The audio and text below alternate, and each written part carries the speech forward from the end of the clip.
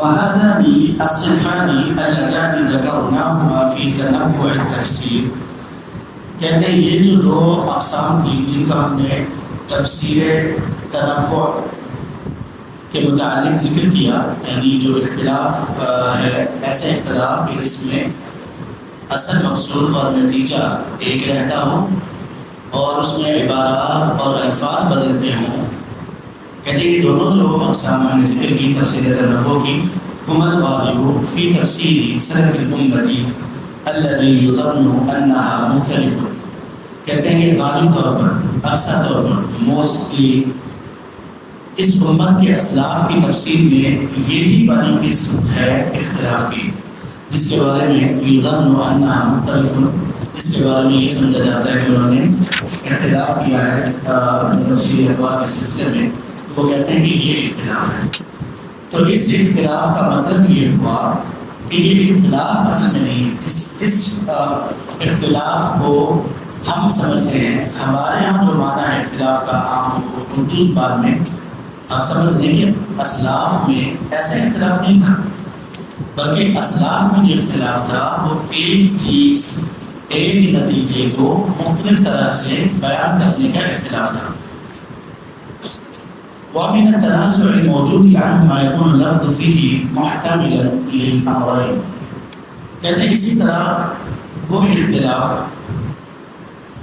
جو ان میں موجود تھا ان سے ذکر کیا گیا، وہ یہ بھی تھا کہ جس میں الفاظ دو امور یا دو چیزوں کے محتمل ہوں۔ محتمل کا کیا مطلب ہوتا ہے؟ محتمل کا مطلب یہ ہوتا ہے کہ اس میں احتمال، گنجائش اور پاسبلٹی اور آپشن ہو کہ یہ دونوں چیزوں پر بولا جا سکتا ہے۔ جیسے ہم کہتے ہیں بوتل، اردو میں کہتے ہیں بوتل، بوتل سے کیا مراد ہوتے ہیں؟ ایک کوئی بھی بوتل پانی کی بنی ہوئی، لیکن کبھی کبھی بچے کہتے ہیں میں نے بوتل پی لی، اس بوتل سے کیا مراد ہوتا ہے؟ اس بوتل سے مراد دوسری کوک اور یہ یوشیو اور یہ اس طرح کی چیزیں کولڈ ڈرنکس مراد ہوتی ہیں، ایسے ہی ہے نا۔ تو یہاں پر وہ کہتے ہیں کہ الفاظ کچھ ایسی چیزیں ہوتی ہیں کہ اس کو بیان کرنے کے لیے الفاظ مختلف طرح کے الفاظ ہوتے ہیں، اور کبھی ایسا ہوتا ہے کہ کچھ الفاظ ایسے ہوتے ہیں جو دو چیزوں کے متحمل ہو سکتے ہیں، دو چیزیں بیان ہو سکتی ہیں اس میں۔ اما لکونہ مشترکا فی اللغہ، وہ دو چیزوں کا احتمال اس میں اس لیے پایا جاتا ہے کیونکہ یا تو وہ لغوی طور پر وہ مشترک ہوں گے، یعنی لغوی طور پر ایک لفظ دو معنی میں مشترک ہوگا، جن کو لغت میں الاصداد بھی کہا جاتا ہے۔ الاصداد ضاد کے ساتھ ان الفاظ کو کہا جاتا ہے جن میں دو اپوزٹ معنی پائے جاتے ہیں۔ اس کی مثال دیں گے کلفظ قسورا، یہ سورۃ المدثر میں ہے، کیسے بلاغت کیسے ہوئی؟ فرت من قسورا، کہتے ہیں الذي يراد بها الرامی ويراد بها الاسد، لغت میں قسورا کے دو معنی ہیں، اس سے مراد شیر بھی ہے اور اس سے مراد تیر انداز بھی ہے۔ یعنی اللہ تعالیٰ نے سورہ مدثر میں جب یہ بیان فرمایا لوگوں کا فرار ہونا اللہ کی راہ سے، دین سے، لوگوں کا اپنی موت سے فرار ہونا، لوگوں کا حق سے فرار ہونا، لوگوں کا اپنے انجام سے فرار اختیار کرنا، اس سب کی مثال میں یہ کہا جا سکتا ہے فرت من قسورا، ایسے فرار ہوتے ہیں جیسے ایک جانور وہ شکاری کو دیکھ کر ہوتا ہے، یا ایک گائے بکری وغیرہ شیر کو دیکھ کر فرار ہوتے ہیں۔ اب یہ جو قسورا ہے یہ ایک لفظ ہے لیکن اس میں دو معنی کا احتمال موجود ہے۔ ایک مفسر نے معنی کیا کہ قسورا کا معنی ہے تیر انداز، اور دوسرے نے معنی کیا کہ قسورا کا معنی ہے شیر۔ کیا یہ جو اختلاف ہے اس میں نتیجہ بدل رہا ہے؟ نتیجہ نہیں بدل رہا، کیونکہ دونوں کا نتیجہ بھاگنے کا ہے، دونوں میں نتیجہ کیا نکل رہا ہے کہ وہ بھاگ رہے ہیں خوف اور ڈر کی وجہ سے۔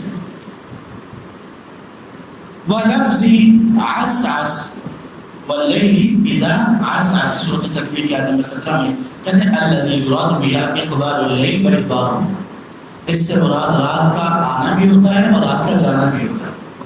تو کچھ مفسرین نے کہا آساس کا معنی کیا، اس کی تشریح اور تفسیر کی کہ رات کا آنا، کسی نے کہا کہ رات کا جانا۔ تو یہ اختلاف کون سا ہے؟ اختلاف تنوع، یہ اختلاف بس فلیور چینج ہے، نتیجہ ایک ہی ہے۔ تو کہتے ہیں کہ ایک لفظ کا دو معنی کو متحمل ہونا، اس کا ایک سبب یہ ہے کہ لغت میں اس کے دو معنی ہوں، وَإِمَّا لِكَوْنِهِ مُتَوَاطِئًا فِي الْأَصْلِ، کہتے ہیں یا پھر اس کا یہ ہو کہ وہ لفظ معنی کے مطابق ہو، اصل میں معنی کے مطابق، متواتر کا مطلب ہوتا ہے موافقا للمعنی، اصل میں وہ معنی کے مطابق ہو، لیکن المراد به احد النوعین، لیکن اس سے مراد الفاظ کا معنی نہ ہو بلکہ دو اقسام میں سے کسی ایک قسم کو سلیکٹ کرنا ہو، چوز کرنا ہو، او احد الشیئین، یا پھر دو چیزوں میں سے کسی ایک کو منتخب کرنا ہو، کالضمائر فی قولی، اور اس کی مثال شیخ الاسلام ابن تیمیہ نے کچھ ضمائر کی دی۔ ضمائر کس کو کہتے ہیں؟ وہ جس کو کسی علم وغیرہ کی جگہ پر ذکر کیا جائے، ٹھیک ہے، جو نام اسم علم وغیرہ کی جگہ پر آئیں، ضمائر۔ جیسے ہم کہتے ہیں کہ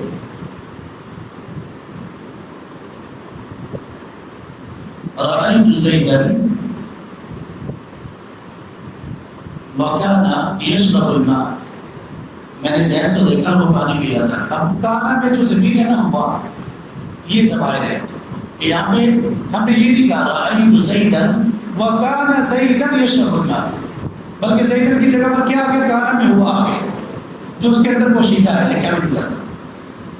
تو کہتے ہیں کہ معنی ایسا ہوتا ہے کہ وہ لفظ تو معنی کے موافق ہوتا ہے، لیکن اس سے مراد دو اقسام میں سے، دو چیزوں میں سے کسی ایک کا انتخاب ہوتا ہے، اور اس کی مثال ضمائر سے دی کیسے؟ ثم دنا فتدلى فكان قاب قوسين او ادنى، ثم دنا، پھر وہ قریب ہوا، فتدلى فكان قاب قوسين او ادنى، قوسین سے بھی قریب یا اس سے قوسین کے برابر یا اس سے بھی زیادہ قریب۔ اب یہ جو دنا ہے، دنا سے مراد کون ہے؟ دنا سے مراد کیا ہے؟ کون ہے؟ جبریل علیہ السلام، راجح قول کے مطابق۔ کچھ نے کہا نہیں، اس سے مراد اللہ تعالیٰ ہے، کچھ کا یہ بھی کہنا ہے۔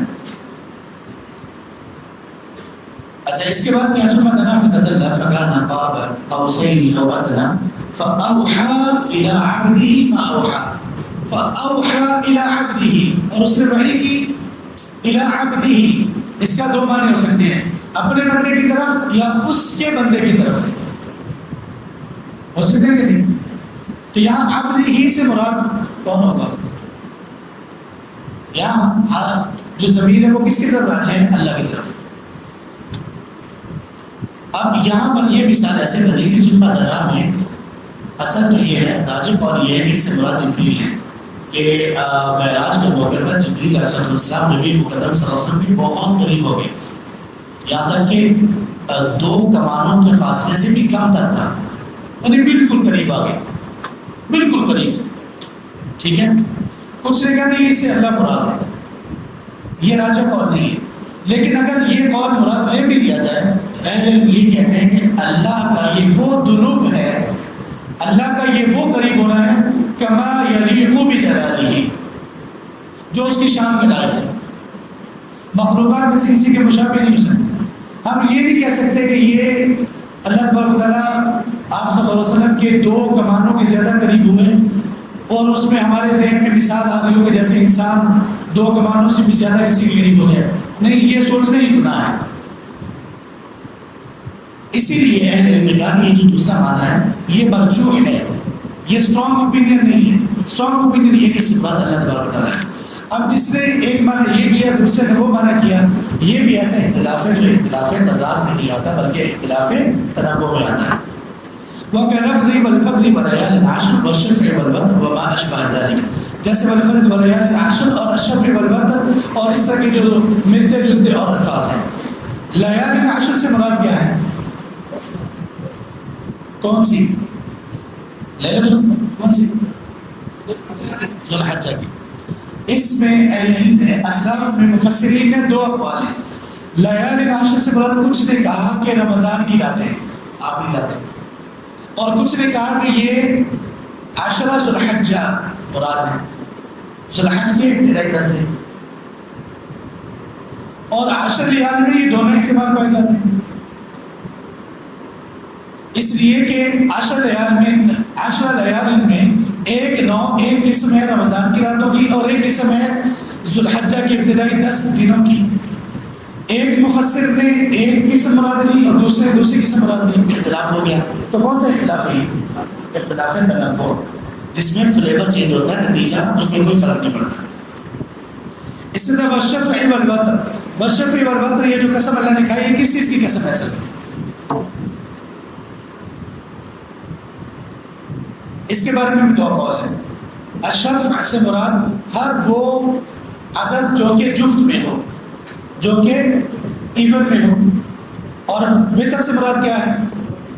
وہ جو تعاقب. اور ایک یہ معنی کیا مفسرین نے، ایک معنی کیا شفع سے مراد ہے مخلوق اور وتر سے مراد ہے اللہ. یہ معنی کیسے بنا گیا؟ یہ معنی کیا جا سکتا ہے.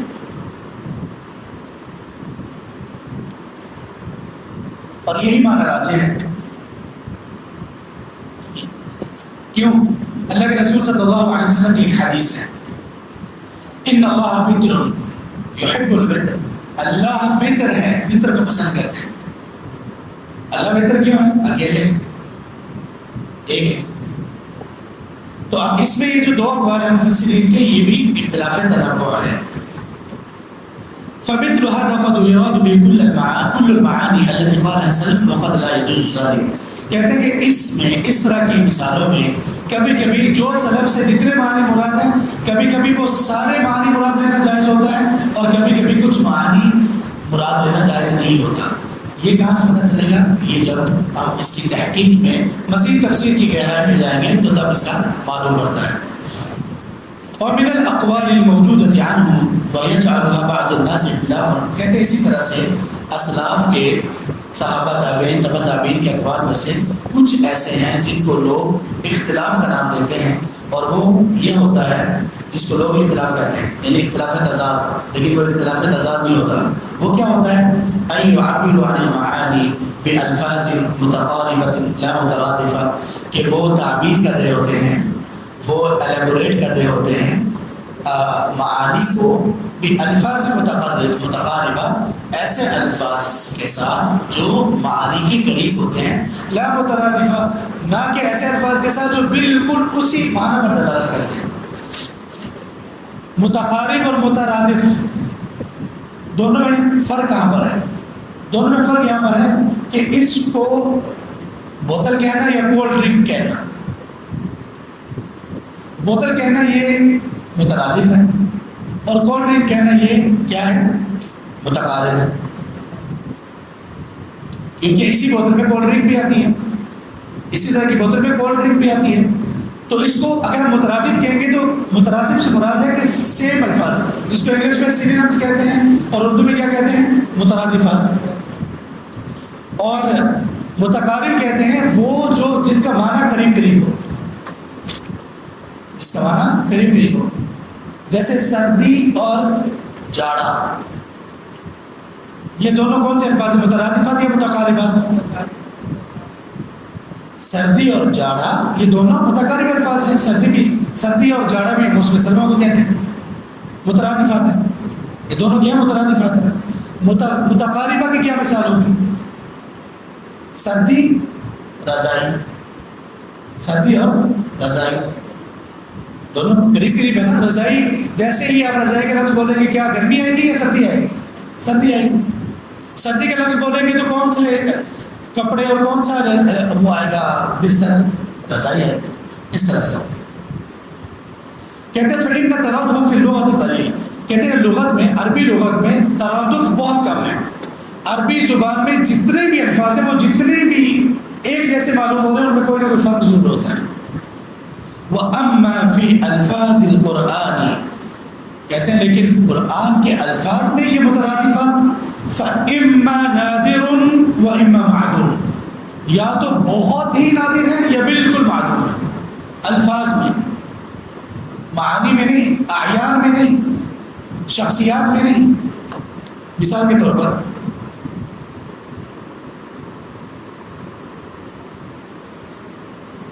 شعر کے لیے عربی زبان میں کتنے الفاظ ہیں؟ بے شمار۔ یہ جو عین ہے، عین کا لفظ کوئی 20 معنی کے لیے استعمال ہوتا ہے۔ عین کا لفظ، عین کا معنی ایک آنکھ ہے، عین کا معنی جاسوس ہے، عین کا معنی چشمہ ہے، ٹھیک ہے؟ اس طرح عین کا معنی نظر لگ جانا، یہ ہے سارے معنی۔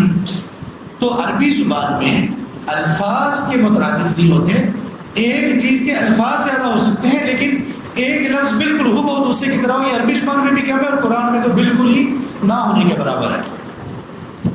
کہتے ہیں وَقَلَّ أَن يُعَبَّرَ عَن لَفْظٍ وَاحِدٍ بِلَفْظٍ وَاحِدٍ، کہتے ہیں یہ بہت کم ایسا ہوتا ہے کہ ایک لفظ کو ایک دوسرے لفظ کے ذریعے سے تعبیر کیا جائے۔ ایک لفظ ہے اس کو کسی دوسرے لفظ کے ذریعے سے ہو بہو تعبیر کیا جائے، یہ کم ہوتا ہے، یعنی مترادفات کم ہے۔ یؤدی جمیع معناہ، ایک لفظ جو مترادف جس کو کہا جاتا ہے وہ دوسرے لفظ کا جو اس کا مترادف ہے اس کا پورا معنی دے، عربی زبان میں یہ بہت کم ہے اور قرآن میں اس سے زیادہ کم ہے۔ بل یکون فیہ تقریب المعنی، بلکہ ان مترادفات میں اصل یہ ہوتا ہے کہ معنی قریب قریب کا ہوتا ہے۔ وہذا من اسباب اعجاز القرآن، اور یہ قرآن کے معجزانہ حیثیت کی جو شکلیں ہیں ان میں سے ایک ہے کہ اللہ نے قرآن میں مترادفات نہیں رکھے، ہر لفظ کا مستقل اپنا معنی ہے۔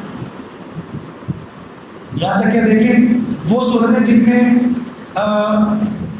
آیات بار بار دہرائی جا رہی ہوتی ہے، ایک ہی آیت، جیسے فَبِأَيِّ آلَاءِ رَبِّكُمَا تُكَذِّبَانِ، لیکن ہر جگہ پر اس کے سیاق و سباق اور کانٹیکس میں فَبِأَيِّ آلَاءِ رَبِّكُمَا کا جو مفہوم ہوگا وہ مختلف ہوگا، اس کے پیچھے ہر نعمت مختلف ہوگی اور اس نعمت کا جھٹلانا اس کی شکل و صورت مختلف ہوگی۔ یہ بھی ایک اور بات میں آپ کو بتاتا ہوں، آپ لوگ اس کا جواب دیں۔ اللہ تعالیٰ نے اس سورہ میں فرمایا کل من علیہا فان ویبقى وجہ ربک ذو الجلال والاکرام فبأي آلاء ربکما تکذبان، بتائیے ان آیات میں کون سی نعمت کا ذکر ہے؟ کل من علیہا فان، جو کوئی یہاں اس روئے زمین پر اس کائنات میں ہے، ہر وہ چیز فنا ہونے والی ہے، یہ نعمت ہے۔ کون بتائے؟ وَيَبْقَى وَجْهُ رَبِّكَ ذُو الْجَلَالِ وَالْإِكْرَامِ، یہ بالکل الگ چیز ہے، یہ تو نعمت ہے، لیکن کل من علیہ فان یہ نعمت ہے؟ کون کہتے ہیں نعمت ہے؟ ہاتھ کھڑا کریں، 1 2 3 لوگ رہتے ہیں، آپ میں سے کون کون کہتے ہیں کہ نعمت ہے؟ کل من علیہ فان یہ نعمت ہے، ہاتھ کھڑا کریں۔ ایک پیچھے کتنے لوگ ہیں بتائیے مجھے؟ 4۔ کیوں نعمت ہے بدل؟ آپ بتائیں کیوں نعمت ہے؟ آخرت اس زندگی میں بالکل ٹھیک ہے، یہ بھی نعمت ہے، اس سے بھی بڑا ایک اور نعمت ہونے کا بھی ایک پہلو ہے۔ جی اللہ، انسان کمزور ہے، دائمی طور پر رہنے سے بس کی بات نہیں۔ یہ اللہ کی طرف سے یہ جو موت ہے نا، یہ کوئی چھوٹی نعمت نہیں ہے۔ صرف ایک پہلو اس کا ذکر کرتا ہوں۔ دیکھیے اللہ تعالیٰ نے اس دنیا میں جو چیزیں بنائی ہیں سب کی ایک مدت ہے، ایک ابتدائی، ایک درمیانی اور ایک انتہائی اختتامی۔ ہمیں اگر اللہ تبارک و تعالیٰ کی طرف سے موت نہ آنا ہوتی تو اس کا نتیجہ کیا نکل جاتا؟ بچپن سے جوانی، جوانی سے انسان بڑھاپے میں آتا ہے، بڑھاپا جو بڑھتا ہے تو کیا ہوتا ہے انسان کے ساتھ؟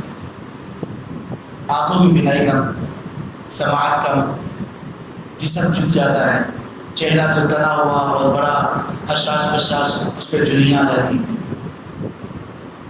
اور چلنا پھرنا مشکل ہو جاتا ہے۔ اگر اللہ کی طرف سے موت ہی نہ آئے، اللہ اکبر، تو یہ انسان کہاں تک پہنچے؟ نہ چل سکے، نہ اٹھ سکے، نہ بیٹھ سکے، لیٹنا بھی اس کے لیے محال ہو جائے اور ایسا ایسے بالکل یہ ڈھانچہ بن جائے، ہڈیاں نکل آئے اس کی۔ تو یہ موت بھی اللہ کی رحمت، اللہ کی نعمت ہے۔ اس لیے نبی مکرم صلی اللہ علیہ وسلم یہ دعا کیا کرتے تھے، اللہم انی اعوذ بک من ان ارد الى ارذل العمر، اللہ میں آپ کی حفاظت چاہتا ہوں، مجھے رذیل عمر کی طرف بتایا جائے، اس سے میں بنا چاہتا ہوں۔ تو کل من علیہ فان کیا ہے؟ نعمت ہے۔ تو اس لیے فبأي آلاء ربکما تکذبان، ہر جگہ پر آپ کو ایک نیا لطف دے گا۔ تو قرآن میں مترادفہ نہ ہونے کے برابر ہے، یہ قرآن کی اعجاز ہے۔ ومن هنا غالط من جعل بعض الحروف تقوم مقام بعض، یہاں پر وہ لوگوں، ان لوگوں کی غلطی ثابت ہو گئی جو لوگ، جن لوگوں نے بعض حروف کو بعض کے قائم مقام قرار دے دیے، کچھ حروف کو کہا کہ یہاں پر ایک دوسرا حرف آئے گا، وَالتَّحْقِيقُ مَا قَالَهُ نُحَاةُ الْبَصْرَةِ مِنَ التَّثْبِيتِ، اور اس میں جو تحقیقی بات ہے، جو اصل بات ہے، ثابت شدہ بات وہ ہے جو بصرہ کے جو نحوی تھے، گرامر کو بنانے اور بیان کرنے والے، ان کی بات ٹھیک ہے، وہ تضمین کی بات کرتے ہیں۔ تضمین کا معنی کیا ہے؟ تضمین کا معنی یہ ہے کہ جب ہم کہیں گے یہ بوتل، جب ہم کہیں گے بوتل تو پانی اس میں شامل ہوگا کہ نہیں؟ شامل ہوگا۔ بوتل کہنے سے پانی خود بخود ذہن میں آئے گا۔ اس کو کہتے ہیں کہ بوتل کا معنی پانی کو شامل ہے، انڈرسٹوڈ ہے۔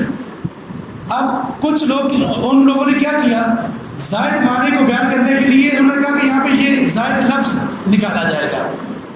بصرہ کے نحویوں نے کہا نہیں، زائد لفظ نکالنے کی ضرورت ہی نہیں ہے، وہ جو فعل یا لفظ ہوگا خود اس میں وہ معنی شامل ہوگا۔ اس کی مثال میں دیتا ہوں۔ مثال شیخ الاسلام ابن تیمیہ نے دی، جیسے سیدنا داؤد علیہ السلام کے پاس وہ جو ایک فیصلہ ہونے کے لیے ایک کیس آیا، سورہ صاد میں ہے وہ، اس میں یہ تھا کہ لقد ظلمك بسؤال حاجتك الى نعاج، انہوں نے وہ جس کی 99 بکریاں تھیں، انہوں نے کہا کہ آپ نے وہ اس کی ایک بکری اپنے ساتھ شامل کرنے کے لیے آپ نے جو اس سے کہا کہ بکری مجھے دے دو، آپ نے ظلم کیا۔ تو یہاں پہ کچھ مفسرین نے یہ کہا کہ لقد ظلمك بسؤال حاجتك الى نعاج، الى کا معنی ہے مع۔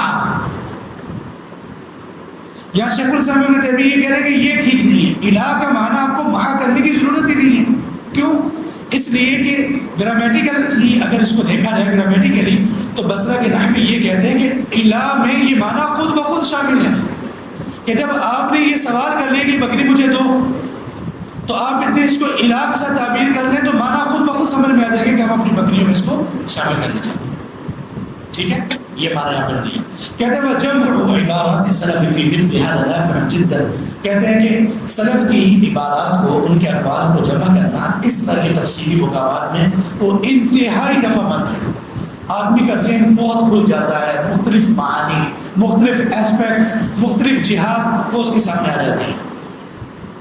لأن مجموع عباراتهم أدل على المقصود من عبارة أو عبارتين، کیونکہ ان کی عبارات کا، ان کے اقوال کا جو مجموعہ ہے وہ مقصود کو، جو پرپس ہے اس کو زیادہ آپ کے سامنے واضح کرنے والا اور زیادہ نمایاں کرنے والا ہے، بجائے اس کے کہ آپ اسلاف کی تفسیر میں سے کسی ایک تفسیر کو لیں یا دو تفسیر کے اقوال کو لیں۔ آپ جتنے زیادہ کو لیں گے اتنا ہی زیادہ آپ کے سامنے معنی واضح ہوگا۔ ومع هذا فلا بد من اختلاف محقق بينهم، لیکن اس کے لیے ضروری ہے کہ جو اختلاف ہو وہ اسلاف سے ثابت ہو کہ واقعی ان سے یہ مروی ہے کہ یہ انہوں نے قول میں اختلاف تنوع کیا ہے، كما يوجد مثل ذلك في الاحکام، جیسے کہ احکام میں بھی یہ بات شامل ہے۔ اچھا یہ بتائیے کہ ایک آیت کے بارے میں مختلف کئی ایک صحابہ تابعین تبع تابعین کے اقوال کو بیان کرنے والی تفاسیر کون کون سی ہیں اور ان میں سب سے مقدم کون سی ہے؟ تفسیر اور کوئی بتائیں؟ ہاں تفسیر ابن کثیر، آپ میں سے کوئی بتائیں؟ پہلو میں سے کون سی تفسیر؟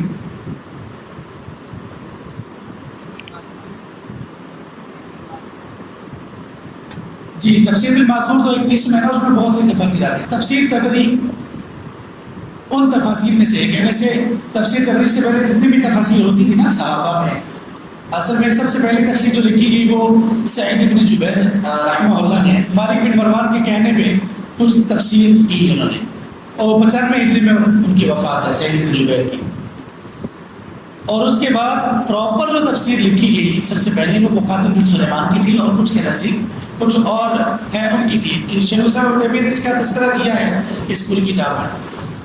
جو بہت بڑے پیمانے میں تفسیر لکھی گئی وہ تفسیر ابن جریر کی تھی، تفسیر تبری کے نام سے مشہور تھی. ان کا طریقہ کار یہ ہے کہ ایک آیت ذکر کرتے ہیں یا آیت کا کچھ حصہ، اور اس کے بعد کہتے ہیں کہ اس آیت کے معنی اور مفہوم میں صحابہ میں سے فلاں کا یہ قول ہے، فلاں کا یہ قول، فلاں کا یہ قول، تابعین میں سے فلاں کا یہ قول، تبع تابعین میں سے فلاں کا یہ قول، اور پھر آخر میں یہ کہتے ہیں کہ اس میں راجح کون سی بات لگی وہ بتا دیں. تو اس سے یہ بہت مفید تفسیر ہے.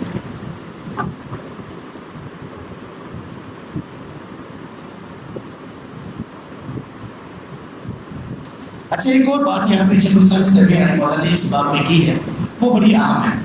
اور اس بات کو اگر آپ لوگوں نے سمجھ لیا تو آپ لوگوں کو اختلاف کرنے کا طریقہ بھی آ جائے گا، اور آپ لوگوں کا دل اپنے مخالفین کے لیے تھوڑا نرم ہو جائے گا.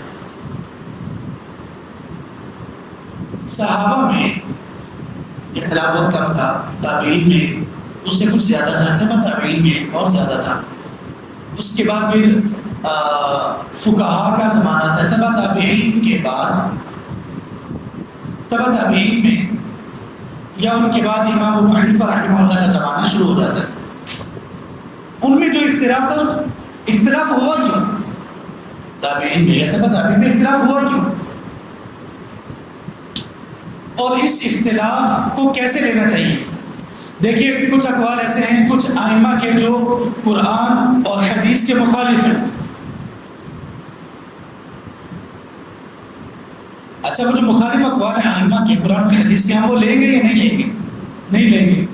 لیکن کیا ان اقوال پر ہم ان ائمہ کے بارے میں کوئی بے ادبی کا اظہار کریں گے؟ کیوں؟ کیوں کے جواب میں شیخ الاسلام ابن تیمیہ کی ایک الگ کتاب ہے، انتہائی اعلیٰ درجے کی کتاب ہے.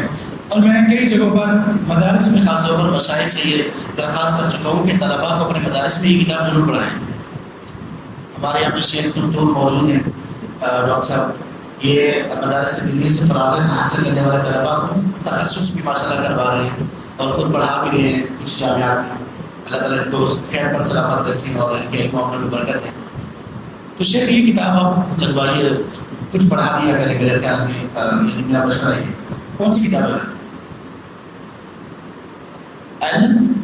الامام. الامام کن کی کتاب بنائی؟ یہ شیخ الاسلام ابن تیمیہ رحمہ اللہ کی کتاب. پورا نام کیا کسی کو آتا ہے؟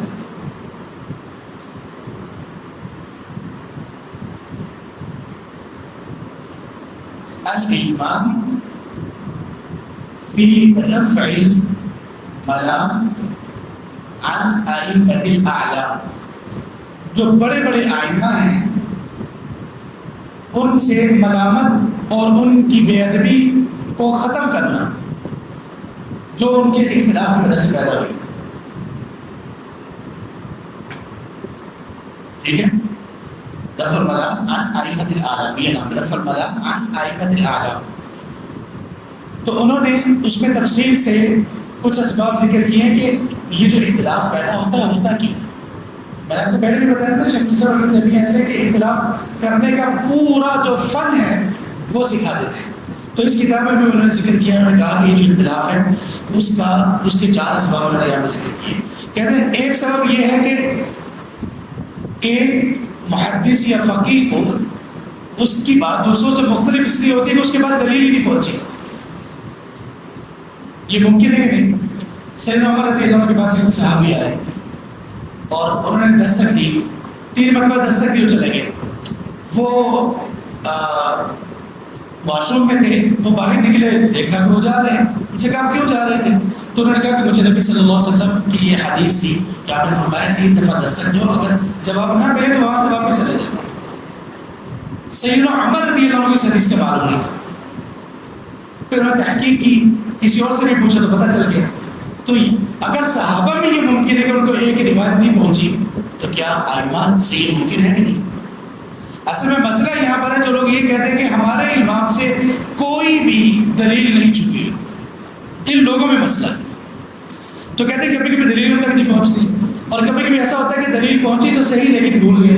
بھول بھی سکتے ہیں کہ نہیں؟ دلیل نہ پہنچی یہ بھی ایک عذر ہے ائمہ کا، فقہا کا، امام ابو حنیفہ رحمہ اللہ، امام مالک ہوں، دیگر جو جتنے بھی ائمہ. ایک سبب انہوں نے یہ ذکر کیا کہ لعدم سماعہ، انہوں نے کسی چیز کے بارے میں ایسی بات کی جس کے بارے میں انہوں نے کچھ سنا ہی نہیں، یعنی ان کو علم نہیں تھا. تیسرے نمبر پر الغلط فی فہم النص، کہتے ہیں انہوں نے کسی آیت یا حدیث سے جو معنی سمجھا وہ درست نہیں تھا. یہ ہو سکتا ہے کہ نہیں ہو سکتا؟ ائمہ ہیں، فقہا ہیں، لیکن آخر رسول اور نبی تو نہیں ہے، فہم میں غلطی ہو سکتی ہے. اور چوتھا سبب انہوں نے ہمیں یہ ذکر کیا کہ کبھی کبھی وہ اس لیے اختلاف کرتے ہیں کہ دلیل تو ان کے پاس ہوتی ہے لیکن ان کے خیال میں ایک اور دلیل اس کے معارض موجود ہوتی ہے اور وہ زیادہ قوی ہوتی ہے، اس لیے وہ اس کو لے لیتے ہیں. تو یہ چند ایک انہوں نے یہاں پہ ذکر کیا. آگے چلتے ہیں. فصل فی نوعی الاختلاف فی التفسیر. اصل میں تھا فی نوعینی، نوعینی تھا تو مضاف سے نون گر جاتا ہے، تسنیہ کا نون جب اضافت ہو تو گر جاتا ہے. فی نوعی الاختلاف فی التفسیر، کہتے ہیں کہ تفسیر میں اختلاف کی دو اور اقسام، المستند الی النقل و الی طریق الاستدلال. ایک وہ ہے کہ جس کی بنیاد، جس کا تعلق نقل کے ساتھ ہے، روایت کے ساتھ ہے، وہ الی طریق الاستدلال، اور دوسری کا تعلق ہے طریق استدلال کے ساتھ، یعنی درایت کے ساتھ اور فہم کے ساتھ. اب یہ ان کے اختلاف کی ایک اور وجہ بیان کرتے ہیں، اور یہ وجوہات آپ لوگوں کے سامنے تفسیر کے طلباء کے سامنے کیوں رکھی جا رہی ہے؟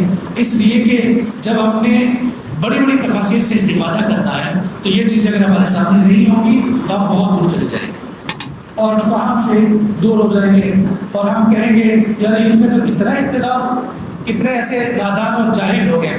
کہتے ہیں یار میں نے تفسیر تبریک پڑھنے کی کوشش کی، وہاں تو اختلاف ہی بہت تھا. تفسیر ابن کثیر پڑھنے کی کوشش کی، اس میں بھی بڑا اختلاف تھا. اب یہ کیا ہے؟ اس بندے کی نادانی اور جہالت ہے.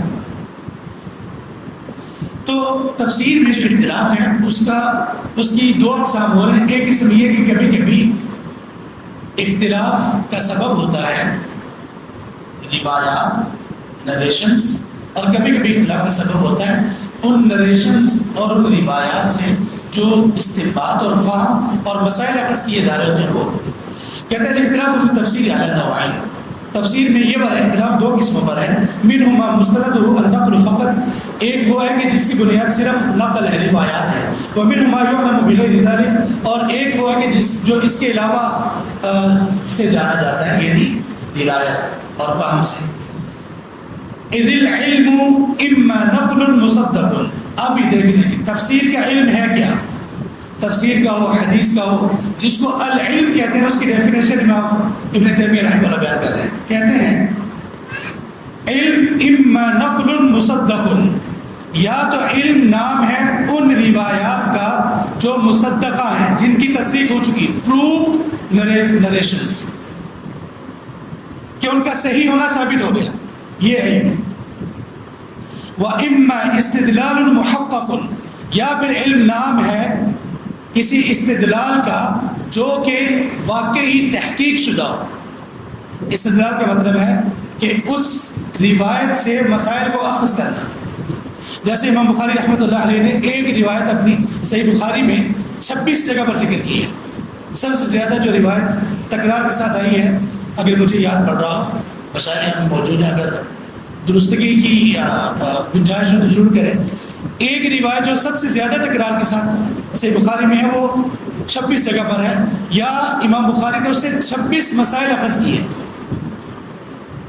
ایک حدیث سے 26 مسائل. تو یہ جو حدیث ہے اس کو کہتے ہیں نقل المصدق، اور جو اس سے امام بخاری نے مسائل نکالے ہیں ان کو کہتے ہیں استدلال المحقق. کہتے ہیں کہ جو علم ہے نا وہ اس چیز کا نام ہے، سنی سنائی باتیں ادھر کی ادھر کی. اب دیکھیں تفسیر کے نام پر کتنے لوگوں نے کہا کہ جناب اس آیت کی تفسیر فزکس کے اصول جانے بغیر ہو ہی نہیں سکتی. اللہ اکبر. اور یہ ایسے لوگ کہہ رہے ہیں جن کی یہ دور دور تک فیلڈ نہیں ہے. کہا وہ جو ذوالقرنین تھے وہ انہوں نے کوئی پورٹلز کھولے تھے، کسی اور دنیا میں چلے گئے تھے. اتنی دیر تک امت اس سے، یعنی امت کو ابھی تک پتہ نہیں چلا. اور پھر کہا کہ وہ جو دجال ہوگا نا وہ ایسے پھدکے گا کہ آسمان تک جائے گا. اس نے کہا کہ لگتا ہے کہ اس میں ہیلیم گیس بھری ہوئی ہے جو اس کو اچھالے گی. اب یہ کون لوگ کہہ رہے ہیں؟ اللہ ان کو ہدایت دے دے. کس چیز کے بارے میں کہہ رہے ہیں؟ تفسیر کے بارے میں، قرآن کے بارے میں. اللہ اکبر. آگے ہم پڑھیں گے کہ قرآن کے بارے میں اپنی رائے سے بات کرنا کتنا خطرناک ہے. تو علم کیا چیز ہے؟ تفسیر میں بھی حدیث میں بھی جو علم ہے وہ یہ ہے کہ یا تو روایت صحیح ہونی چاہیے اور یا پھر اس صحیح روایت سے استدلال صحیح ہونا چاہیے. اگر یہ ہے تو اس کو قبول کر لو، اگر یہ نہیں ہے تو وہ علم نہیں ہے، اس کو علم نہیں کہا جا سکتا. کہتے بل منقول، اور وہ جو نقل ہے، جو منقول چیز ہے، جو روایت ہے، اما عن المعصوم، یا تو وہ معصوم سے ہوگی، اور معصوم سے مراد کون ہے یہاں پہ؟ فداء نفسی ابی و امی و اہلی و مالی صلی اللہ علیہ وآلہ وسلم. کہتے ہیں یا تو وہ روایت نبی مکرم صلی اللہ علیہ وسلم سے منقول ہوگی، و اما عن غیر المعصوم، یا ان سے ہوگی جو معصوم نہیں. وہ کون ہے؟ آپ کے علاوہ سب.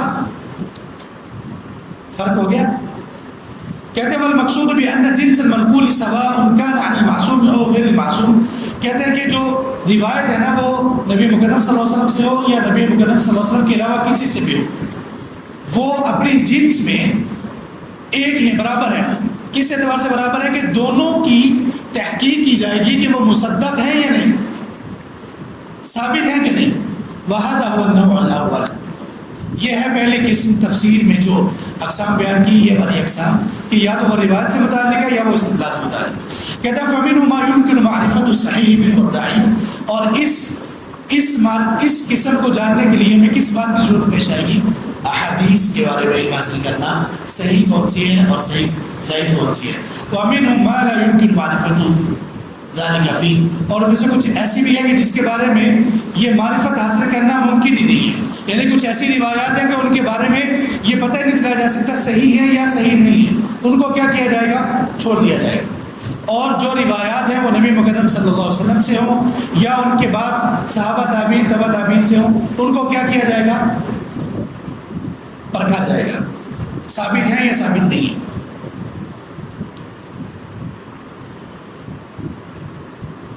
اچھا جی، یہ جو آخری جملہ ہے اس کا مطلب یہ ہے کہ کچھ ایسی روایات ہیں کہ ان کی تحقیق کرنا ہمارے لیے ممکن نہیں ہے. جن کی تحقیق ممکن نہیں ہے ان کو تفسیر میں ذکر کرنا اس کا فائدہ نہیں ہے. اس کی مثال کوئی دے سکتا ہے؟ تفسیر میں ایسی مذکور چیزیں جن کو ذکر کرنے کا کوئی فائدہ ہی نہیں ہے، اس لیے کہ وہ ثابت ہی نہیں ہو سکتی. کسی کے ذہن میں کوئی مثال ہے؟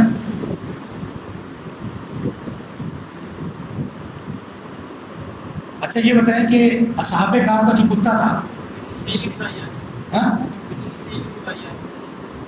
بنی اسرائیلی روایات اس میں آتی ہے، لیکن اسرائیلی روایات کا یہاں پہ ذکر نہیں ہو رہا. یہاں اس جگہ ہے کہ ایسی تفسیر میں ایسی چیزیں قرآن کے الفاظ سے متعلق کہ جن کے بارے میں اس کی وضاحت کرنا، اس کی تفسیر بیان کرنا وہ جائز نہ ہو، یعنی وہ فضول ہو. شیخ الاسلام کبھی نے اس کو کہا کہ یہ زائد ہے، فضول الکلام میں سے آتا ہے.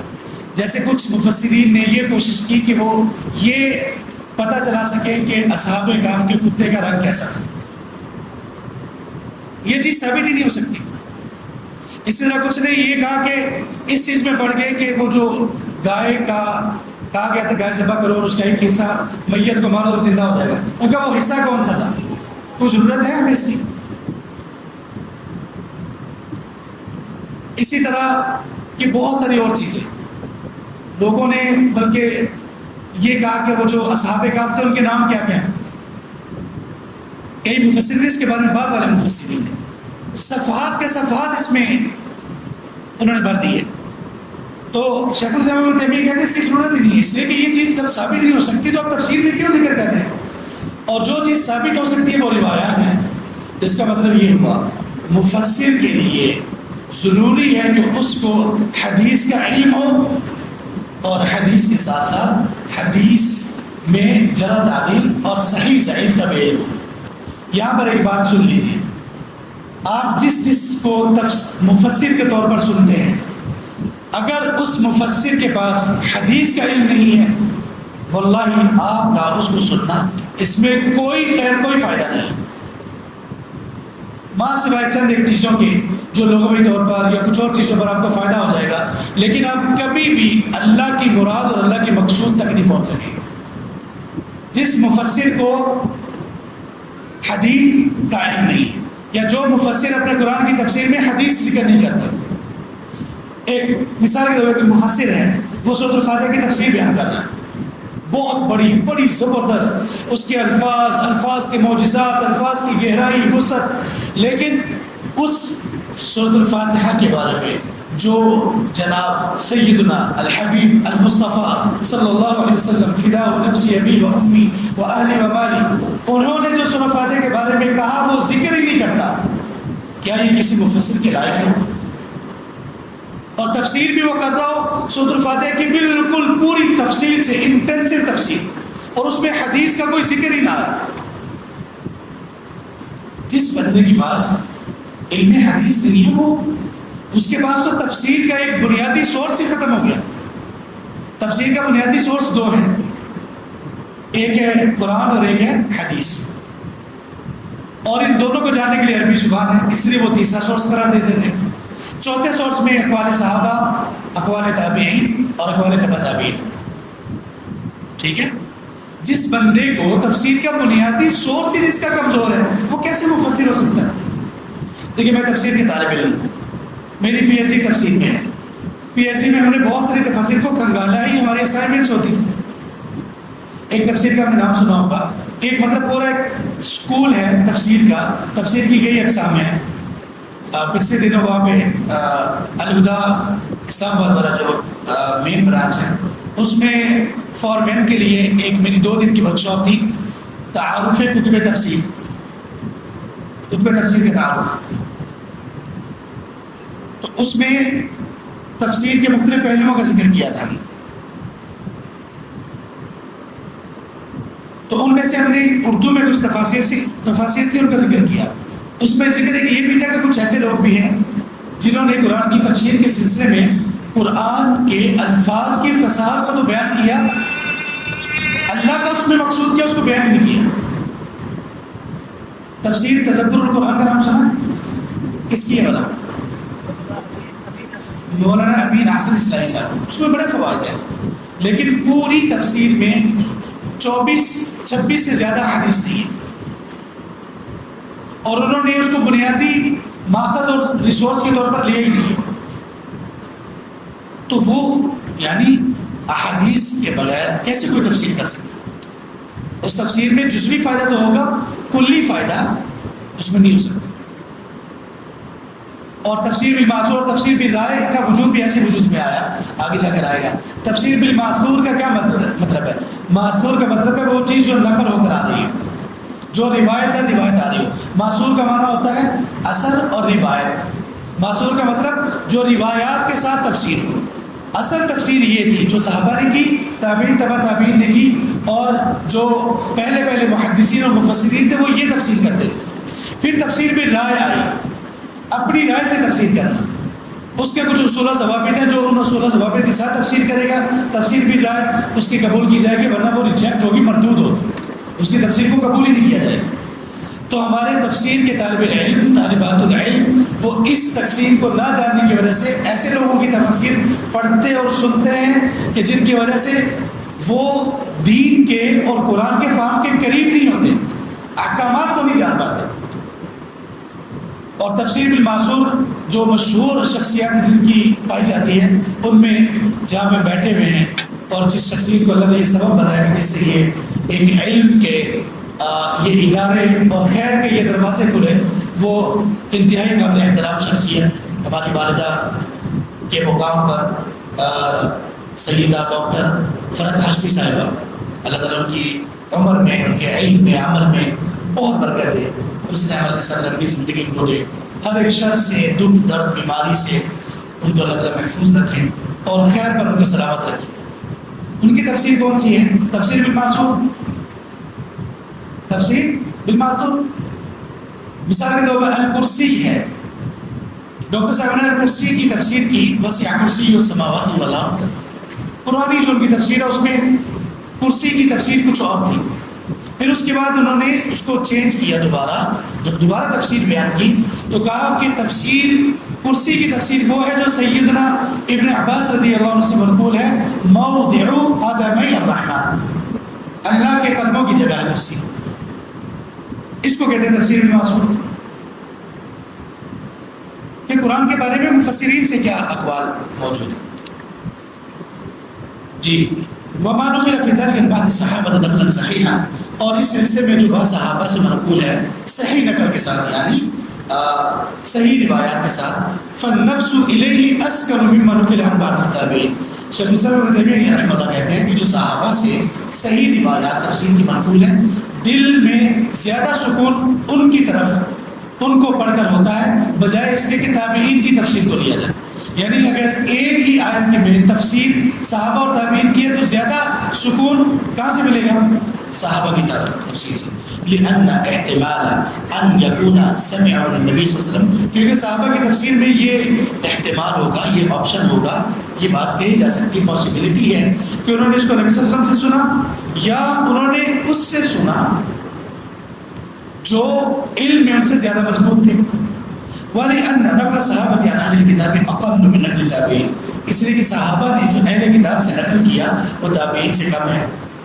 یہ ہے اسرائیلیات، اور وہ جو تفسیر تدبر القرآن کی میں بات کر رہا ہوں تو اس میں اسرائیلیات بھری پڑی ہے، انتہائی زیادہ اسرائیلیات۔ وَمَعَ جَزْمِ الصَّحَابِ بِمَا يَقُولُ، تو کہتے ہیں اگر وہ صحابہ میں جس کی تفسیر ہے وہ اگر اس کو بالجزم بیان کرے تو پھر وہ زیادہ بہتر ہے۔ کہتے ہیں کیف یقال انہ اخذہ عن اہل الکتاب وقد نہوا عن تصدیقہ، کہ یہ کیسے کہا جا سکتا ہے کہ صحابہ نے اہل کتاب سے روایات لی ہوں اور بالجزم اس کو بیان نہ کیا، اس لیے کہ ان کو معلوم ہے کہ اہل کتاب سے روایات لینے میں ان روایات کی تصدیق کرنے سے منع کر دیا گیا۔ نبی صلی اللہ علیہ وسلم نے فرمایا لا تصدقوا اہل الکتاب ولا تکذبوہم، اہل کتاب یعنی اسرائیلی جو روایات ہیں ان کی نہ تصدیق کرو نہ تکذیب کرو، یعنی ان کو چھوڑ دو۔ اس کی تین اقسام ہیں، ایک اسرائیلی روایات کی قسم وہ ہے جو کہ قرآن و سنت کی تائید کر رہی ہے، ان کو تو ہم لے لیں گے اس لیے کہ ہم ان کو نہیں لے رہے، قرآن و سنت کو لے رہے ہیں، اور کچھ ایسی روایات ہیں جو نہ تائید کرتی ہیں نہ تصدیق کرتی ہیں، تو ہم نے ان کو نہیں لینا، چھوڑ دینا، نہ ان کی تکذیب کرنی ہے نہ ان کی تصدیق کرنی ہے۔ ہاں کسی جگہ پر استدلال کو مضبوط کرنے کے لیے ان کو روایت کیا جا سکتا ہے۔ تو شیخ الاسلام ابن تیمیہ رحمہ اللہ کہتے ہیں کہ یہ ممکن نہیں ہو سکتا کہ صحابہ اسرائیلی روایات سے لیں اور اس کو بیان نہ کریں، اس لیے کہ ان کو تو پتہ ہے کہ نبی صلی اللہ علیہ وسلم نے اس سے منع کیا تھا۔ یہ مختصر کرتے آگے چلتے ہیں۔ فی النوع الثانی الخلاف الواقع فی التفسیر من جہت الاستدلال، کہتا ہے دوسری قسم تفسیر کی یہ ہے کہ جہاں پر روایات تو صحیح ہیں لیکن اب اس سے استدلال کیسے کیا جائے گا، اس میں اہل علم کا اختلاف ہوا، مفسرین کا اختلاف ہوا۔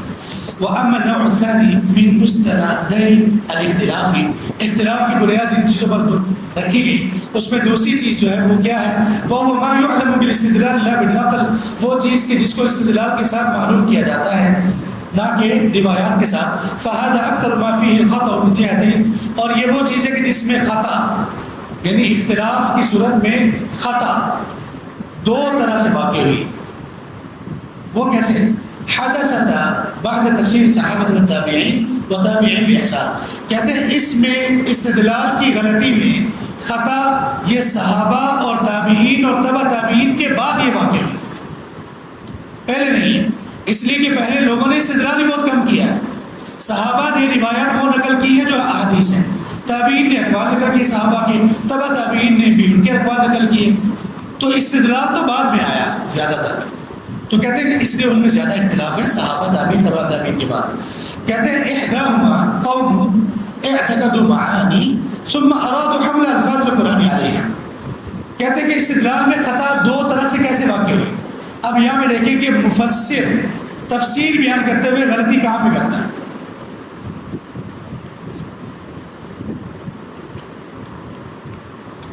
کچھ مفسرین نے یہ کیا کہ انہوں نے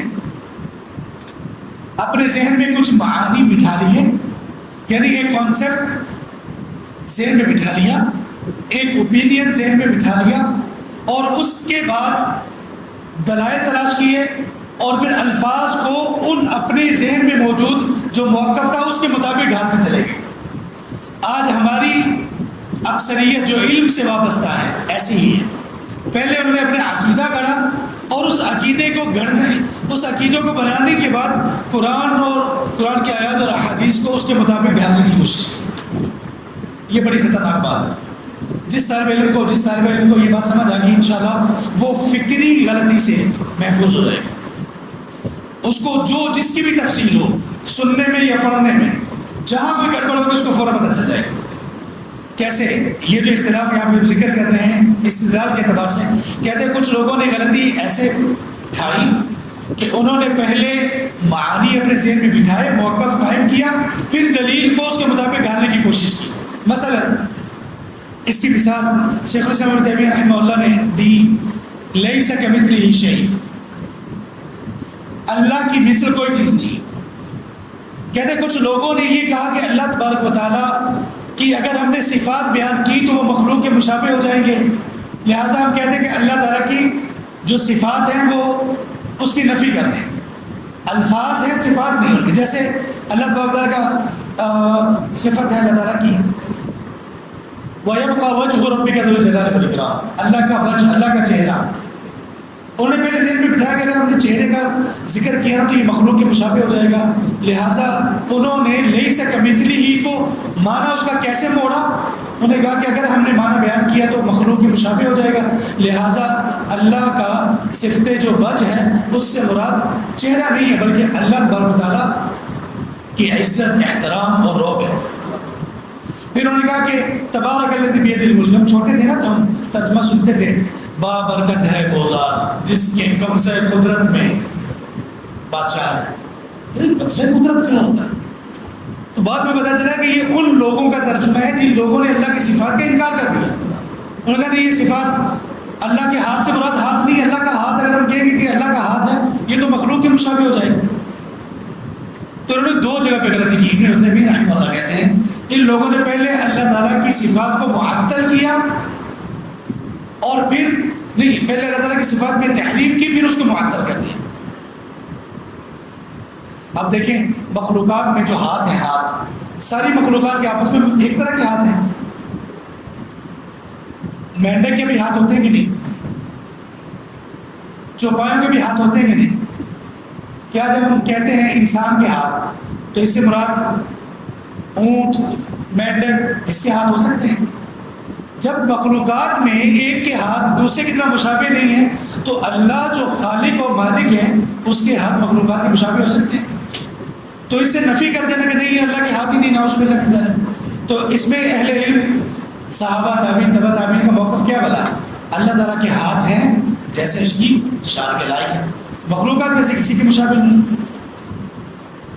اسی طرح اگر ہاتھ کا ترجمہ کیا جائے قوت تو اللہ نے قرآن میں فرمایا سورہ مائدہ میں بل یداہ مبسوطتان، بلکہ اللہ کے دونوں ہاتھ کشادہ ہیں. تو کیا مطلب ہوگا؟ اللہ کی دونوں قدرتیں کشادہ ہیں. یہ اللہ کی دو قدرتیں کہاں سے ہیں؟ اللہ کی ایک قدرت ہے، ہر چیز پر حاوی ہے. تو دیکھیں کیسے انہوں نے استدلال میں غلطی کی، کیسے انہوں نے قرآن کی آیات کے استدلال میں غلطی کی. غلطی کیوں کی؟ سبب کیا ہوا؟ سبب یہ ہوا کہ انہوں نے پہلے سے ایک موقف قائم کر لیا اور دلائل کو اس اعتبار سے دیکھا. آپ جب بھی ایسے کریں گے آپ غلطی کھائیں گے. اصل طریقہ کار کیا ہے؟ وہ یہ ہے آپ دلائل کو دیکھیں، اس دلائل کے پھر اس فہم کو دیکھیں جو صحابہ تابعین تبع تابعین کر اس موقف کو بنا لیں. پہلے موقع بنائیں پھر بعد میں دلائل اکٹھے کریں، یہ طریقہ غلط ہے. آپ دلائل پڑھیں، سمجھیں، آیات احادیث علی فہم سلف، صحابہ تابعین تبع تابعین نے کیسے سمجھا، اس کو موقع بنا. تو کہتے ہیں کہ استدلال میں ایک غلطی تو اس طرح سے کی. دوسری غلطی، قوم فسروا القرآن بمجرد ما يصوغ ان يريده بكلامه، کہ انہوں نے قرآن کی تفسیر کی صرف محض اس طرح سے کہ جیسے وہ کلام کو چلایا گیا تھا. من کان من الناطقین بلغت العرب، عرب لوگوں کی زبان، عرب بولنے والوں کی زبان کے مطابق. یعنی دوسروں نے دیکھا کہ قرآن کے یا حدیث کے، یہاں قرآن کی بات ہو رہی ہے، قرآن کے الفاظ ہیں، اس کا لغت میں یہ معنی ہے، بس انہوں نے لغت کے معنی کو لیا اور اس میں نبی مکرم صلی اللہ علیہ وسلم نے کیا فرمایا، صحابہ نے کیا سمجھا، اس کو انہوں نے چھوڑ دیا. ان لوگوں نے بھی خطا کی. من غیر نظر الی المتکلم بالقرآن، انہوں نے اس کی طرف غور و فکر کرنے کی کوشش ہی نہیں کی کہ قرآن اس کے بارے میں کیا کہہ رہا ہے. والمنزل علیہ، اور جس پر قرآن نازل کیا گیا وہ کیا کہہ رہا ہے. والمخاطب بھی، اور اس کے ذریعے سے اس کو مخاطب کیا گیا ہے، اس کا کیا اس کے بارے میں مفہوم ہے. ان لوگوں نے صرف لغت کے اعتبار سے لیا. ایک منکر حدیث سے میری ڈیبیٹ ہوئی، ایک سے زیادہ سے ہوئی ہے. انہوں نے کہا کہ ہم قرآن کو سمجھنے کے لیے ہماری لغت کافی ہے. تو میں نے وہ 2-3 آیات اس کے سامنے پیش کی. ان میں سے ایک آیت یہ تھی، میں نے کہا کہ قرآن میں ہے سورہ البقرہ میں آیت نمبر 187 میں اللہ نے فرمایا قُلُوا حَتَّى يَتَبَيَّنَ لَكُمُ الْخَيْطُ الْأَبْيَضُ مِنَ الْخَيْطِ الْأَسْوَدِ، کہ تم سحری اس وقت تک کھاتے رہو جب تک کہ تمہارے سفید دھاگا سیاہ سے واضح نہ ہو جائے. میں نے کہا یہ لغت ہے، اس لغت سے دیکھ کے مجھے اس کا مفہوم سمجھا دو. فَبُهِتَ الَّذِي أَنكَرَ، منکر حدیث منہ اس کا کھلا رہ گیا. کیسے سمجھائے؟ الصلاۃ کا معنی لغت میں کئی معنی ہیں. الصلاۃ کا، الصلاۃ کا وہ معنی کہ جس میں مراد نماز ہو، مخصوص رکعات ہو، مخصوص طریقہ ہو، مخصوص رخ ہو. میں نے کہا لغت سے سمجھا دیں. تو یہ دوسری جگہ تھی جہاں پہ لوگوں نے اس طرح سے کیا. کہتے ہیں فالاولون راعوا المعنى الذي راوه، پہلے لوگوں نے معنی کو لیا جو انہوں نے خود اپنے ذہن میں سوچا. من غیر نظر الى ما تستحقه الفاظ القرآن من الدلالة والبیان، انہوں نے قرآن کے الفاظ کی دلالت بیان کو چھوڑ کر صرف اپنا اوپینین بنایا اور الفاظ کو اس کے مطابق ڈالنے کی کوشش کی.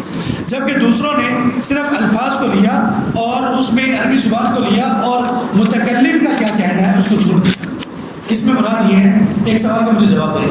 قرآن کریم کی تفسیر کا مقصد کیا ہے؟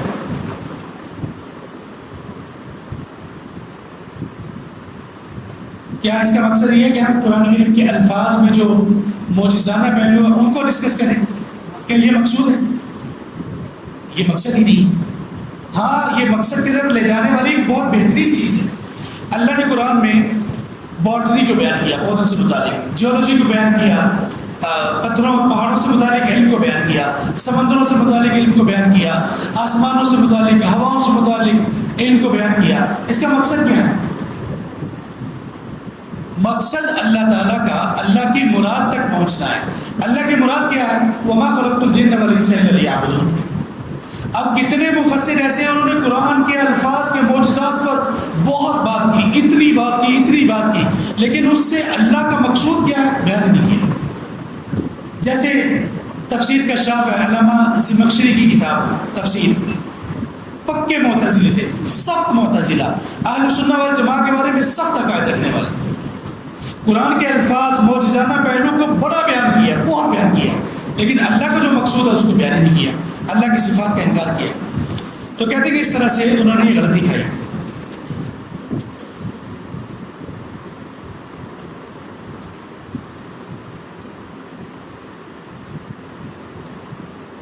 اچھا آخر میں دیکھیں، آخر سے پہلے والا جملہ، قد يكون ما قصد نفيه واثباته من المعنى باطلا فيكون خطأهم في الدليل والمدلول.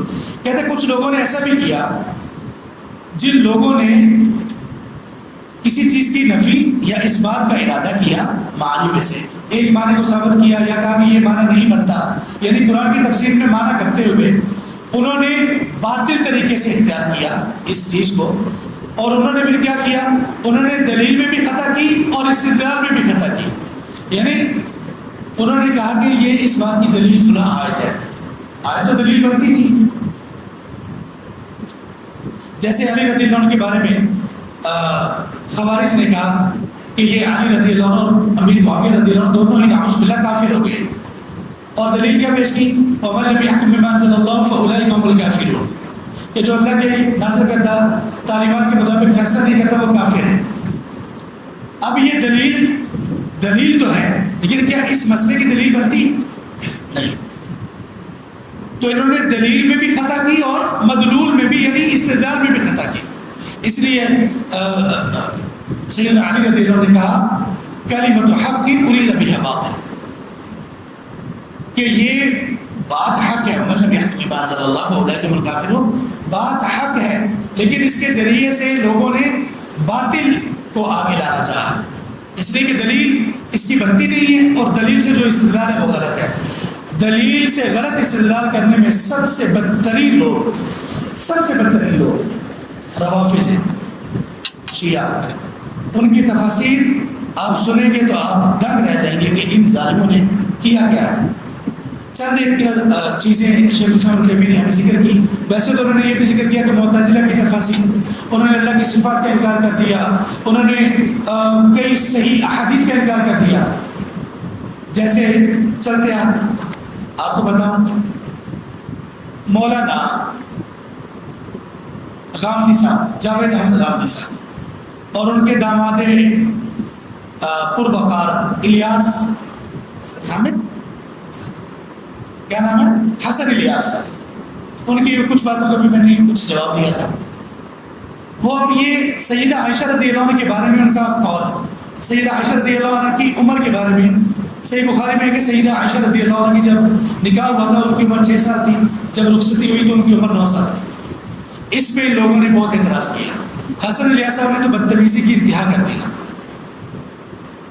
دی، کہتے ہیں کہ جو یہ کہتا ہے وہ بالکل غلط بات ہے، لغو بات ہے، مس کنسپشن ہے، لوگوں کی بھرائی ہوئی بات ہے، عقل کے منافی ہے، تاریخ کے منافی ہے. نعوذ باللہ من ذلک. پھر ہم نے اس کو کچھ کلاس لی ہے، اس کو ہم نے بتایا کہ کون سی چیز عقل کے منافی ہے. کہ آپ اتنے بڑے بڑے ائمہ، امام بخاری، امام مسلم، امام ابو داؤد، اور امام بخاری نے اس روایت کو اپنی کتاب میں 7 مرتبہ ذکر کیا اور 5 مختلف اساتذہ سے ذکر کیا. اور اس صحیح بخاری کو لکھنے کے بعد امام بخاری نے اس وقت کے تمام ائمہ میں پیش کیا، سب نے اس کی تصدیق کی. یعنی سب کا موقف سیدہ عائشہ رضی اللہ عنہ کی عمر کے بارے میں یہ تھا. یہ نئے محقق چھوٹے کاف کے ساتھ اب یہ پیدا ہو گئے ہیں، اور یہ اب کیا کرنا شروع کر دیا، انہوں نے کہا کہ نہیں جی یہ تو بات ہی غلط ہے، عقل کے منافی ہے. تو ان لوگوں نے صحیح بخاری کی روایات تک کو مردود کر دیا. کیوں؟ ذہن میں ایک معنی بٹھا لیا کہ نہیں اتنی چھوٹی بچے کے ساتھ نکاح اور رخصتی یہ مناسب نہیں لگتا. اپنی ایک عقل ہے نا. اور اس کے بعد انہوں نے صحیح روایات کا انکار کر دیا. حالانکہ عرب لوگوں کے یہاں یہ عام تھا. ہمارے ایک بہت بڑے دکتور ہیں، دکتور اللہ اکبر، اللہ سے برکت کرے، عرب ہے. انہوں نے اس پر بات کی عائشہ رضی اللہ عنہ کے بارے میں، اور انہوں نے ایک سروے بھی کیا کہ کیا 9 سال کی بچی کی رخصتی ہو سکتی ہے، اس میں کوئی مشکلات، کوئی مسئلے مسائل ہیں. تو کہتے ہیں کہ اس میں 70 کتنے % لوگوں نے کہا نہیں عام بات ہے. عرب لوگوں میں انہوں نے کیا کہا؟ انہوں نے کہا عام بات ہے. اور اس میں سے کچھ لوگوں نے کمنٹ میں لکھا کہ میری خالہ کی، کسی نے کہا میری نانی کی شادی ہوئی تھی 9 سال کی عمر میں، 8 سال کی عمر میں، 10 سال کی عمر میں. تو ان لوگوں نے ذہن میں ایک اپنی طرف سے ایک بات بنائی، اور اس بات کو ثابت کرنے کے لیے امام بخاری کو چھوڑ دیا، اور وہ زکریا کے بدلے یحییٰ کون کاندلوی ہے منکر حدیث، اس کی باتوں کو لے لی. کیسی محرومی کی بات ہے. اور روافضہ نے جو تفسیر کی ہے، اللہ اکبر، آپ سنیں تھوڑی سی. روافضہ کی تفسیر میں یہ ہے، شیعوں کی تفسیر میں تبت یدا ابی لہب و تب، کہتے ہیں تبت یدا، ٹوٹ جائیں دونوں ہاتھ ابو لہب کے. کہتے ہیں دونوں ہاتھوں سے مراد ہیں ابو بکر و عمر. اور ہماری میں نے کچھ بہنوں کو سنا قرآن کی تفسیر کی اساتذہ، اللہ کو ہدایت دے، وہ اپنے تفسیر کے لیکچر میں تعریف کر رہی تھی روافض اور شیعوں کی تفاسیر تھی، اور یقیناً وہ اس قدر لا علم ہوں گے کہ ان کو پتہ ہی نہیں ہوگا ان کی تفسیر میں کیا لکھا۔ آگے چلیے سورۃ البقرہ میں اللہ نے فرمایا ان اللہ یأمرکم ان تذبحوا بقرہ، کہتے ہیں بقرہ سے مراد ہے عائشہ، نعوذ باللہ من ذلک۔ آگے چلیے کہتے ہیں فقاتلوا ائمۃ الکفر، اللہ نے کہا کہ ائمہ کفر سے قتال کرو، کہتے ہیں اس سے مراد ہے طلحہ اور زبیر۔ پھر کہتے ہیں مرج البحرین یلتقیان، سورہ اس میں جو الرحمن میں ہے کہ دو سمندروں کو ملا دیا جو آپس میں مل رہے ہیں، کہتے ہیں یہ بحرین سے مراد ہے علی اور فاطمہ، اللؤلؤ والمرجان سے مراد ہے حسن اور حسین۔ ان لوگوں نے کیسے غلطی کی؟ دو طرح سے، نہ دلیل ہے نہ استدلال ہے، دلیل بھی غلط استدلال بھی غلط۔ اللہ اکبر، یہ آیات کی یہ والی تفسیر نہ لغت سے نہ روایت سے نہ درایت سے کسی بھی طرح سے منقول نہیں ہے۔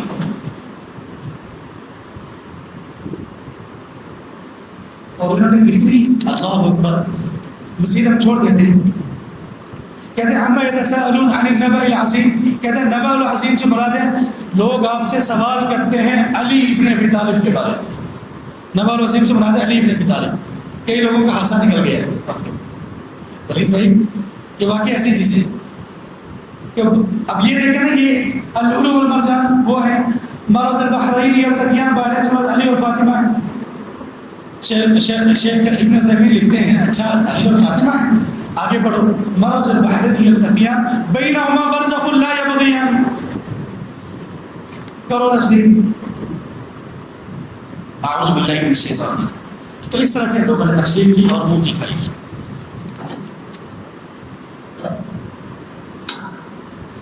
آگے وہ کہتے ہیں کہ فی احسن طرق التفسیر، تفسیر میں سب سے بہترین تفسیر کون سی ہے؟ تو کہتے ہیں اس کا جواب یہ ہے ان اصح طرق فی ذلک، تفسیر میں سب سے بہترین طریقہ تفسیر کیا ہے؟ ان یفسر القرآن بالقرآن، قرآن کی تفسیر قرآن کے ساتھ کی۔ قرآن خود اپنی تفسیر کرتا ہے کہ نہیں کرتا؟ کوئی ایک مثال دیں کوئی بندہ، اہدنا الصراط المستقیم، صراط مستقیم کیا ہے؟ صراط الذین انعمت علیہم، انعمت علیہم سے کون سے لوگ مراد ہیں؟ اولئک الذین انعم اللہ علیہم، ٹھیک ہے۔ اور اس کے بعد کہتے ہیں کہ دوسرا یہ فإن أحياك ذلك فعليك بالسنة، اگر قرآن کی تفسیر میں قرآن سے تفسیر آپ نے کر لی اور کچھ آیات کی تفسیر قرآن سے نہیں مل رہی، آپ کو اس چیز نے تھکا دیا، انہیں نہیں مل رہی، فعليك بالسنة، پھر دوسرا تفسیر کا سب سے بہترین طریقہ کیا ہے؟ سنت سے تفسیر۔ کیوں؟ کیونکہ سنت قرآن کی شارح اور قرآن کی وضاحت کرنے والی ہے، اور اگر آپ کو سنت میں بھی تفسیر نہیں کسی چیز کی مل رہی تو رجعت فی ذلک الی اقوال صحابہ کے اقوال کی طرف آ جاؤ گے۔ تو صحابہ کے اقوال میں اور تابعین تبع تابعین کے اقوال میں بس یہ دیکھنے کی اسرائیلیات نہ ہو۔ اگلے صفحے میں آئیے، ہاں وہ سارے اسرائیلیات کے بارے میں ہے جس پر ہم بات کر چکے ہیں۔ اگلی فصل پر آئیے، بس یہ آخری فصل آخر میں، فی تفسیر القرآن باقوال التابعین، تابعین کے اقوال کے متعلق تفسیر کا کیا ہے؟ کہتے ہیں اذا لم تجد تفسیر فی القرآن ولا فی السنة ولا وجدته عن الصحابہ، جب قرآن سے تفسیر، سنت سے تفسیر، صحابہ سے اس کے اقوال نہ مل رہے ہوں، فقد رجع کثیر من الائمة فی ذلک الی اقوال التابعین، تو اکثر ائمہ وہ اقوال تابعین کی طرف گئے ہیں، فتذکر اقوالهم فی الآیہ، تو ان کے اقوال آیت کی تفسیر میں ذکر کیے جاتے ہیں، فَيَقَعُ فِي عِبَارَاتِهِمْ تَبَايُنٌ فِي الْأَلْفَاظِ، ان کی عبارات میں ان کے جو تفسیری اقوال ہیں اس میں کبھی کبھی تباین ہوتا ہے، يَحْسَبُهَا مَنْ لَا عِلْمَ عِنْدَهُ اخْتِلَافًا فَيَحْكِيهَا أَقْوَالًا، تو کہتے ہیں جس کو علم نہیں ہوتا وہ سمجھتا ہے کہ یہ جو اختلاف ہے تو وہ ان کو اقوال کے طور پر ہی پیش کر رہا ہوتا ہے، وَلَيْسَ كَذَلِكَ، تو اس طرح سے نہیں ہوتا، فَإِنَّ مِنْهُمْ، یعنی ان میں جو اختلاف ہوتا ہے وہ صرف اختلاف نہیں ہوتا، کون سا اختلاف؟ تضاد والا، وہ اختلاف ہوتا ہے جو شروع میں ذکر کر دیا گیا۔ آگے شعبہ بن حجاج کا قول دیکھیں، کہتے ہیں اقوال التابعین فی الفروع لیست حجہ، تابعین کے جو اقوال ہیں فروع کے سلسلے میں وہ حجت نہیں ہے، فکیف تکون حجۃ فی التفسیر، تو تفسیر میں حجت کیسے ہوں گے؟ یعنی فروعات میں، دین کی جو فروعات ہیں نوافل کے بارے میں آیات ہوگی، روایات ہوگی، کہتے ہیں ان کے بارے میں بھی جو تعبیر کے اقوال ہیں نا وہ حجت نہیں، تفسیر میں کیسے ہو سکتے ہیں؟ یعنی کچھ اہل علم کے نزدیک تعبیر کے اقوال حجت ہیں، کچھ کے نزدیک حجت نہیں ہے.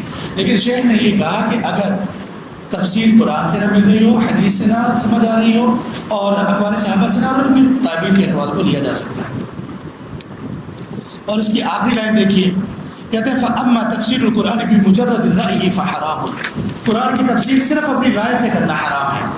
اس کو کہتے ہیں تفسیر بالرائے، کہ جو دل میں آیا قرآن کی تفسیر کر دی. صحابہ اس سے بچتے تھے، بہت بچتے تھے. تو تفسیر بالرائے کے اہل علم نے اصول بیان کیے ہیں کہ تفسیر بالرائے، اپنی رائے سے تفسیر وہ کر سکتا ہے جو عربی کا عالم ہو، قرآن کے علوم کا عالم ہو اور حدیث کا عالم ہو اور اقوال صحابہ کا عالم ہو. وہ پھر ان سب کو سامنے رکھتے ہوئے اپنی رائے پیش کرے گا تو وہ عالمانہ ہوگی، تو وہ تفسیر مقبول ہوگی.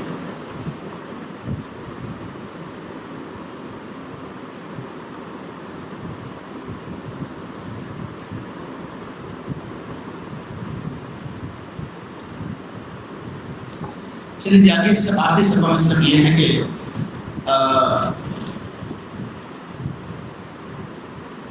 قرآن کریم کے متعلق جہاں آپ کو کوئی بات سمجھ نہ آ رہی ہو تو آپ قرآن سے تفسیر دیکھیں، سنت سے دیکھیں، اقوال صحابہ سے دیکھیں.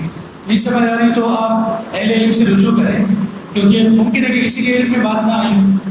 تو اگر پھر بھی کسی لفظ کی تفسیر ان سے نہ مل رہی ہو تو پھر خاموشی بہتر ہے. کہیں ایسا نہ ہو کہ آپ قرآن کے بارے میں ایسی بات کہہ لیں جو کہ آپ کو پھر اللہ کے مجرم قرار دیں. تو شیخ نے اپنی کتاب کا اختتام اس حدیث پر کیا. سنن دعوت کی حدیث ہے، من سئل عن علم فكتمه الزم يوم القيامة بالجام من نار. جس بندے سے علم کے بارے میں سوال کیا گیا اور اس نے اس کو چھپا لیا تو قیامت کے دن اس کو آگ کی لگام پہنائی جائے گی. یہ مختصر سے ہمارا دورانی یہ سیشن تھا. اس میں بہت سی چیزیں ہم نے بہت زیادہ مختصر کی ہیں، وقت کے پیش نظر بھی اور طلاب العلم اور طالبات العلم ان کے مستویٰ وغیرہ کے اعتبار سے. یہ ایک معمولی سی چیز تھی جو آپ کے سامنے آئی ہے. آپ اس کتاب کو اپنے اساتذہ سے ضرور پڑھیں. بس اس تفصیل میں کچھ چیزیں ہیں آپ میں ذکر کر دیتا ہوں اس کتاب کے حوالے سے کہ تفسیر میں تفسیر کو سب سے زیادہ جاننے والے لوگ کون سے تھے؟ مدینہ اور مکہ کے. کیوں مکہ میں تفسیر کے علماء میں صحابہ میں کون سے تھے؟ سب سے پہلے سیدنا عبداللہ بن عباس رضی اللہ عنہ، اور ان کی بھی شاگردوں میں امام مجاہد، امام اکرمہ وغیرہ. امام مجاہد تو ہوا کہ جنہوں نے 3 مرتبہ اپنے استاذ عبداللہ بن عباس رضی اللہ عنہ کو قرآن کی تفسیر ان سے سیکھی. ہر آیت کے بعد وہ عبداللہ بن عباس کو روکا کرتے تھے اور پوچھا کرتے تھے. اور عبداللہ بن عباس بھی اس طالب علم کی اتنی قدر کرتے تھے، امام مجاہد کی اتنی قدر کرتے تھے کہ جب وہ تفسیر کر رہے ہوتے تھے تو تھوڑا آہستہ بولتے تھے، الفاظ کو آہستگی سے ادا کرتے تاکہ وہ لکھ لیں. اس لیے امام مجاہد کے طریق سے، ان کی سند سے جو عبداللہ بن عباس کی تفسیر ہے وہ سب سے صحیح سند ہے. امام بخاری نے، امام احمد بن حنبل نے اسی سند سے تفسیری روایات اپنی اس میں نقل کی. اسی طرح پھر مدینہ میں تھے کون؟ زید بن اسلم، اور صحابہ میں کچھ صحابہ تھے مختلف، اور اسی طرح کوفہ میں تھے سیدنا عبداللہ بن عباس رضی اللہ عنہ، ان کی بہت سی تفسیری اقوال اور روایات. اسی طرح اس میں انہوں نے یہ بھی کہا کہ کون سی روایت اور کون سی تفاسیر اچھی ہیں. تو بہت ساری تفاسیر کے بارے میں شیخ الاسلام ابن تیمیہ رحمہ اللہ نے اس میں اپنی آراء بھی دی ہے اور انہوں نے بتایا کہ فلاں تفسیر میں کیا کیا مسئلہ ہے. محدثین کی تفاسیر کون سی ہے؟ جیسے تفسیر طبری ہے، اسی طرح تفسیر ابن عطیہ ہے، 6 صدی عیسوی میں لکھی گئی، المحرر المجیز اس کا نام ہے، اور اسی طرح بہت ساری تفسیر کے بارے میں ان کی رائے تھی. تو یہ وہ مواد تھا جو شیخ الاسلام ابن تیمیہ رحمہ اللہ کا اس سوال کا جواب لکھتے ہوئے جو ان کے ذہن میں تھا. آپ جب اس کو پوری کتاب کو پڑھیں گے، متن پورے کو، آپ حیران رہ جائیں گے کتنی تفاسیر، کتنے مفسرین، ان کے اقوال، ان کے نام، ان کی تفاسیر کی خصوصیات اور ان کے جو اس میں خوبیاں ہیں اور خامیاں ہیں وہ بیان کی اور پوری طرح سے ایک وضاحت کر دی. تو یہ تفسیر کے سلسلے میں بنیادی باتیں تھیں جن کو ہم نے اختصار سے بیان کیا. اللہ تبارک و تعالیٰ ہمیں دنیا میں اور برزخ میں اور آخرت میں ان لوگوں میں سے کر دے کہ قرآن جن کا شامل حال ہو اور ان کا صاحب ہو، ان کا ساتھی ہو اور ان کے حق میں گواہی دینے والا ہو۔ اللہ تعالیٰ ہمیں قرآن کے ذریعے سے ہی عزت دے اور قرآن کے ساتھ ہمیں منسلک رکھے، اسی پر زندگی دے اور اسی پر اللہ تعالیٰ ہمیں حسن خاتمہ کے ساتھ موت عطا کرے۔ قبر کا بھی ساتھی اللہ ہمیں قرآن کو بنا دے اور آخرت کا بھی ساتھی بنا دے۔